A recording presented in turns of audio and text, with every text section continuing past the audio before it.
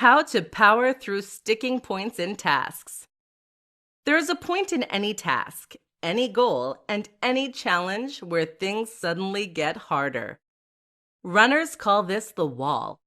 It's the point at which we run out of disposable energy. It is the point at which we become tired, but where there is still too long to go for us to feel like the end is in sight. It's this point where most of us give up and quit.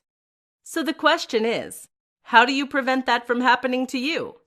How do you power through those sticking points?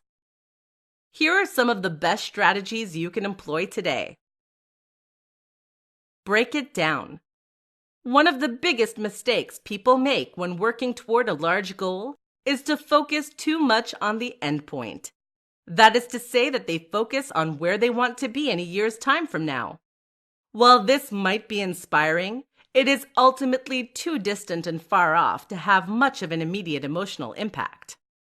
What you therefore need to do instead is to focus on the short term. Focus on the smallest next step you need to do, and don't worry about the end goal. Focus on the fact that you have 16 miles still to run during a marathon, and you'll feel defeated. Focus on completing just the next mile, and you'll feel a lot better. Try non-reactivity. Navy SEALs use something called non-reactivity in order to power through moments of intense challenge. Likewise, distance swimmers refer to something known as a swim coma.